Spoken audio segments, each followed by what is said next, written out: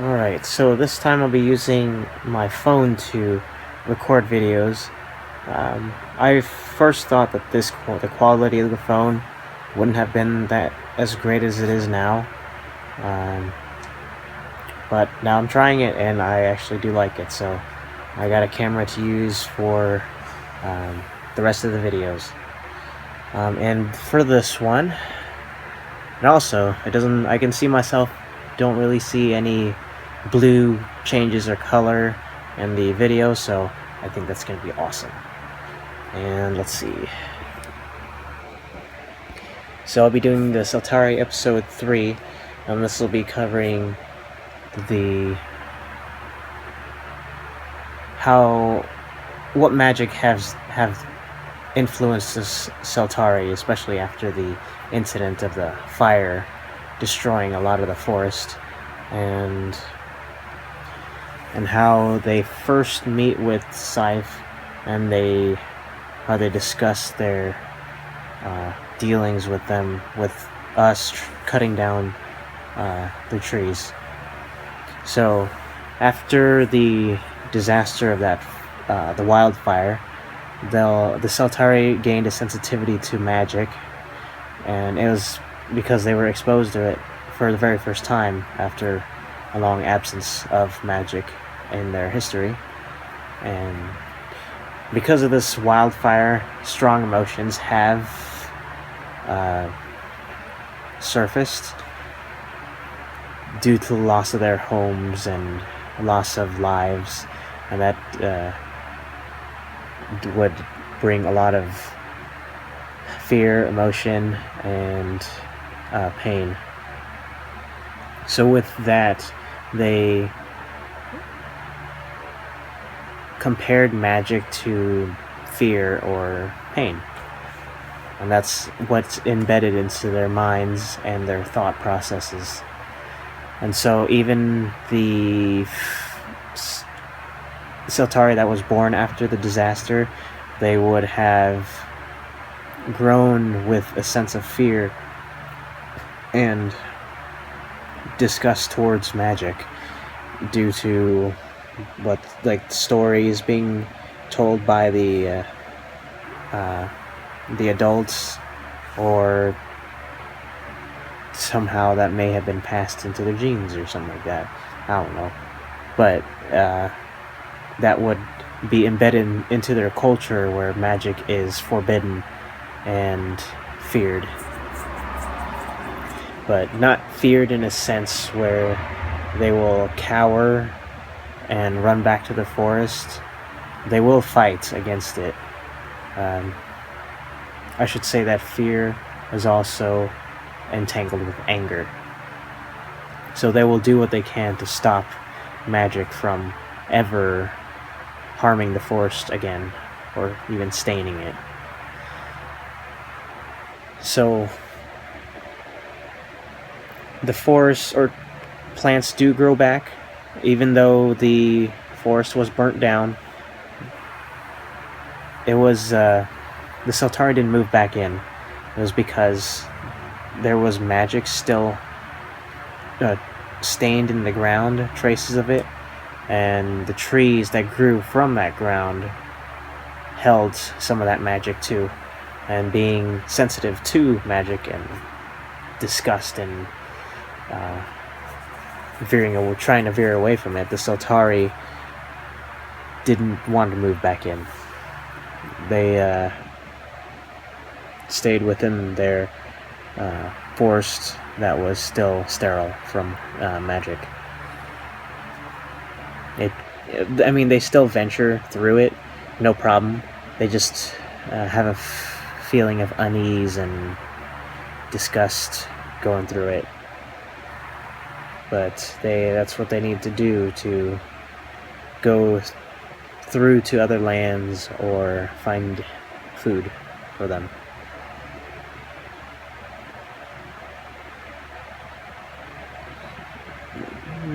So mages that somehow wanted to enter the forest were forced out of it whether through fear or actually use of force, and that could be deadly. And this continued on until the Seltari actually developed a way to seal magic, which I have not gone and made into details yet. So if you have any ideas, I would love to hear them. After gaining this ability to use some sort of ritual, the mages that somehow, or magic that somehow that comes through the sterile forest would be purged or sealed through their ritual. And so that was their way of containing magic. And then Scythe came in. Our group came in.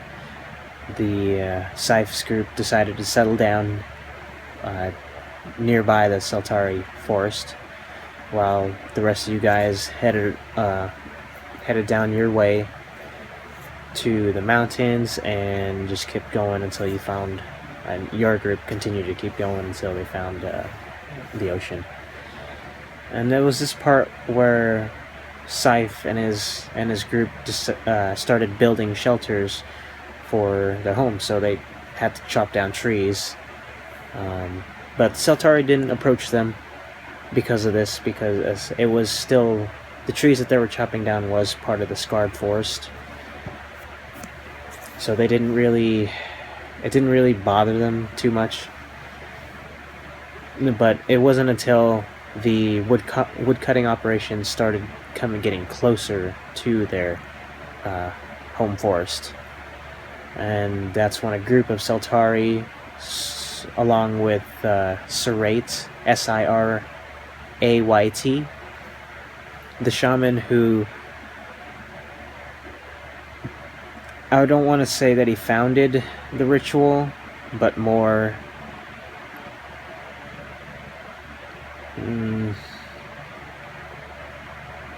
encouraged or upgraded, modified the ritual in a way that works for them. And that's what the Seltari have used from then on. He came along to, and he was also like an elder or a wise person from the tribe, and wanted to speak with the group that hasn't shown intent for violence or threat to their home forest. But of course they were concerned about the wood cutting operations, so they decided to come by to have a chat. But because they were intimidating and large beasts, they were met with guards who prepared for an attack.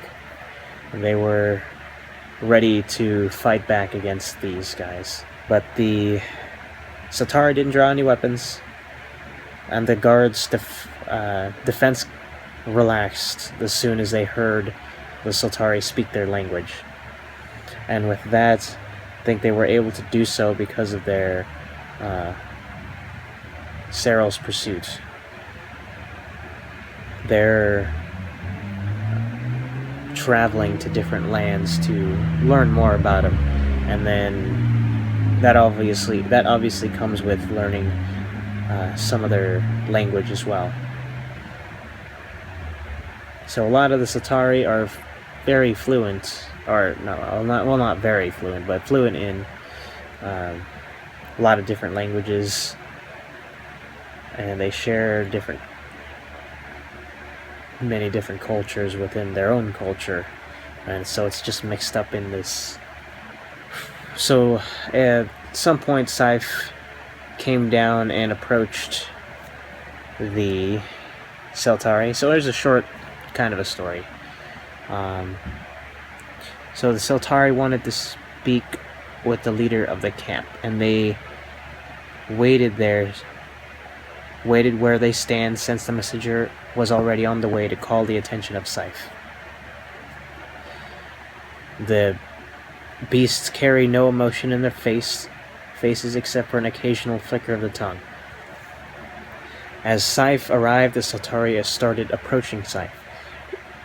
The guards who noticed that sudden approach decided to raise their weapons, but the Seltari continued to move forward without flinching, even slightly. It seems as though they weren't even worried that they were going to be attacked at all, and they were right to do so. Scythe immediately orders the guards to stand down, and he approaches the Seltari himself. They discuss why they have arrived here and why Scythe's people have begun chopping down large amounts of forested area. Alright, so there was a little story there. And continuing on, the Seltari do understand the need for these people settling down here, the need for lumber to build housing and to keep warm from cold nights. And they are indifferent from the trees being cut down because it is from the scarred forest. And they have been watching them do that, but it came to a point where they were approaching dangerously close to the borders of the home forest. So they wanted to prevent them from continuing on. And also, this ended well. Scythe decided not to go any further south and just continue to cut down forests for making buildings all around him. And he was informed of the borders of where he shouldn't go to, where the villagers shouldn't go to even explore. Being new to the region, they are right to be wary about Scythe and his group, but also being open-minded, people they aren't afraid to approach and do what has to be done to prevent an attack from happening in the first place. So making friends is one way to do that, and just for now, just keeping an understanding of where they stand. And if the opposing force do understand, then everything is all good. But if they don't and they continue to do what they do, then they will do what they can to prevent any further action towards their home forest. That is it for episode 3. The next episode I will be talking about... I'd like to talk about the way they founded the ritual for sealing magic, and I'd like to hear what you think about that, any ideas that you may have. So I'll be able to form better opinions on, or form better ideas to make that scene kind of work for them now and in the future, especially when it comes to a point where Scythe is found as a threat to the Seltari because of the uncontrolled magic within him. And this hasn't been popping up, it's more like pulsing every now and then. So I'll also be talking about that and how the magic in Scythe is unstable. Alright, well, that's it for now. I'll see you in the next one.